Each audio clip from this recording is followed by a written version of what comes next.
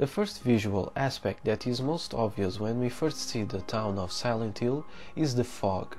Born from a technical necessity in the first game of the series, the fog in Silent Hill 2 assumes a totally different importance. It tells us when James is lost in illusions. We can see that throughout the game the intensity of the fog is variable, sometimes only being present in a near distance, and others so close that it becomes claustrophobic. The fog in certain scenes almost even covers the entire screen.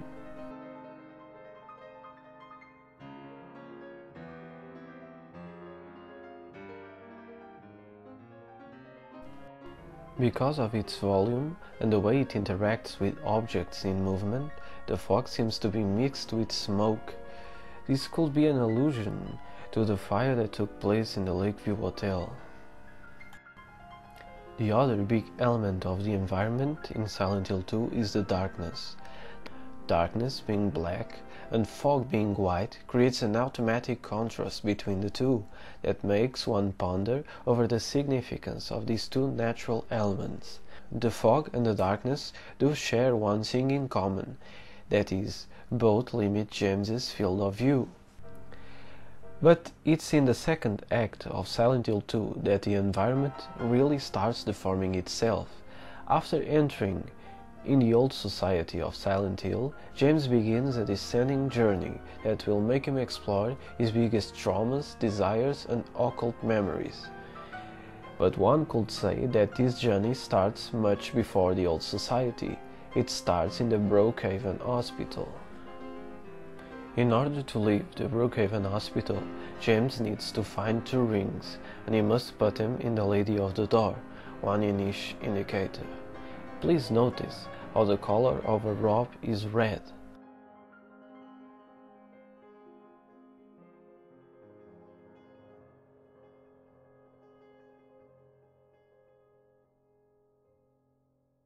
When James opens the door, he must go down the stairs until he reaches the area that previously belonged to the basement. But now there's an extra pair of stairs that go out the layout of the building itself. These stairs take the player into a sinuous corridor that leads into an elevator. This elevator never could take anyone back into the hospital because it is out of the boundaries of the building. Nevertheless, this is precisely what happens, and James returns to the first floor. It's for this reason important to notice that reality starts decaying, and little by little we start to delve deeper into James's mind.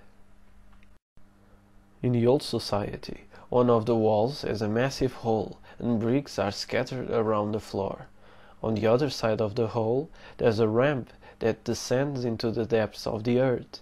Notice that the floor is red. On the other side, there's an extension of the old society, mixed with a Toluca prison. It's in this area that the player finds one of the first holes in which James must jump into.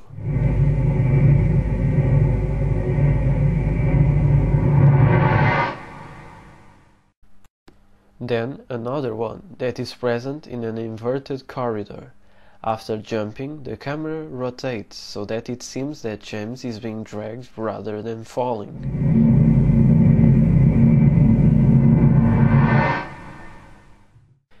Then, already inside the prison, the player finds another hole in which to jump into.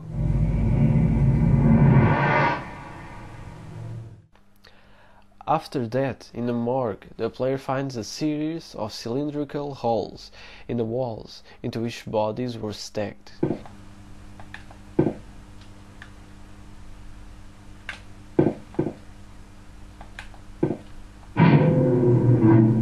On the next room, a body is placed near a huge hole. There's blood on the wall, and James must jump down once again.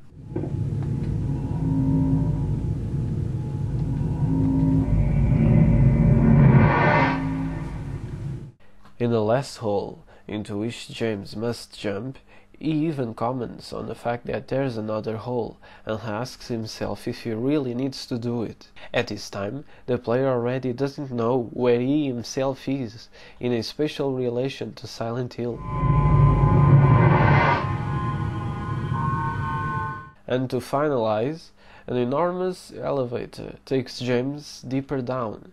It's to notice that it even takes a lot of time until we reach the bottom, emphasizing the ridiculous nature of it all.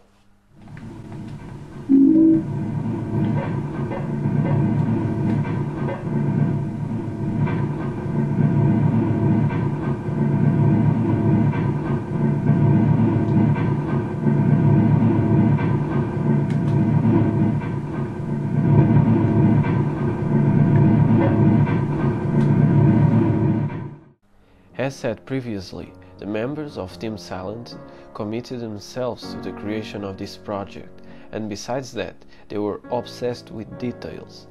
It is obvious that the inclusion of all these holes and illogical spaces isn't just a way of making the player feel fear or confusion. It serves the purpose of making us question the reality of the situation itself. We aren't actually descending in reality, but delving deeper into James's mind. For this reason, everything that happens in the labyrinth has much more meaning than what is normally believed to have.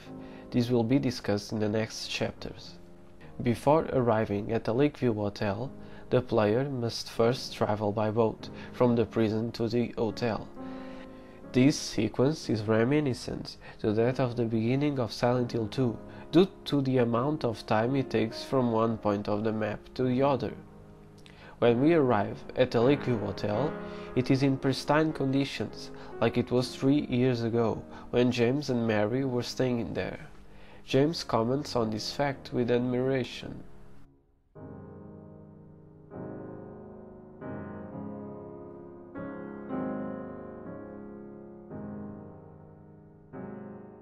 The interior of the hotel itself also is in immaculate conditions, and some rooms still have items that belonged to previous hosts. Nevertheless, this is an illusion that starts deteriorating itself little by little after James sees the videotape that he recorded with Mary. Another element frequently present in the environment is water.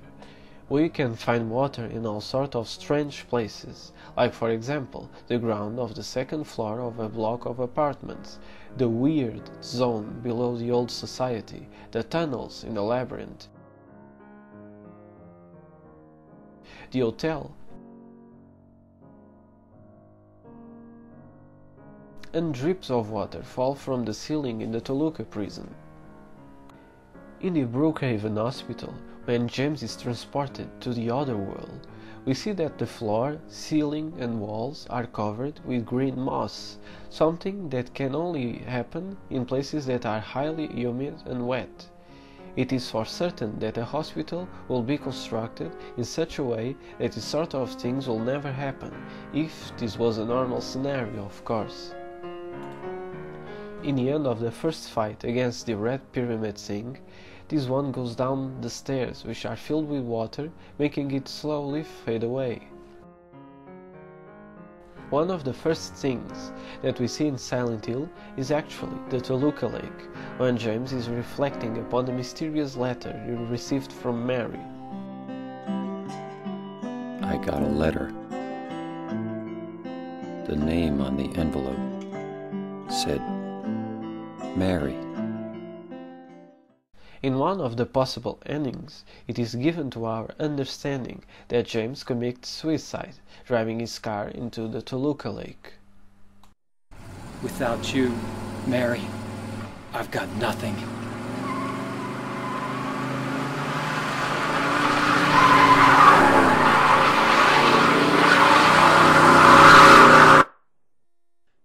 Now we can be together.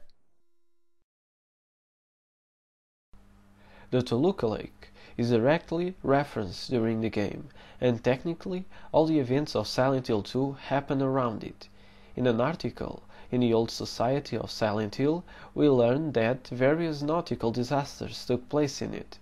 Beyond that, James needs to cross it in order to reach the Lakeview Hotel, and he needs to cross it again in order to come back.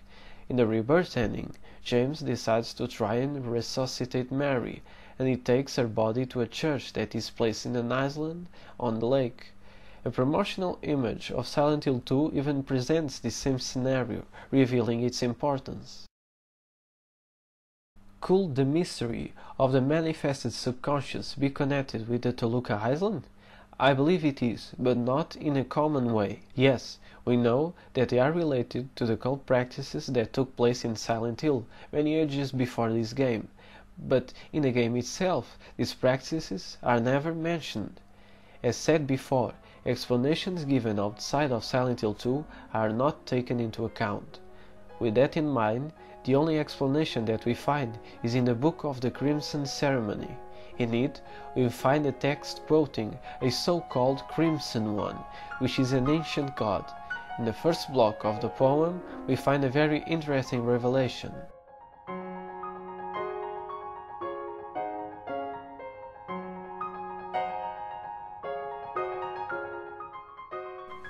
This changes our perspective upon the town of Silent Hill that we are often used to. It is often said that the town itself is what causes the manifestations and spatial anomalies to happen, but in all reality this doesn't make much sense. What really happens is that this ancient god, called Crimson, is responsible for everything paranormal that James sees.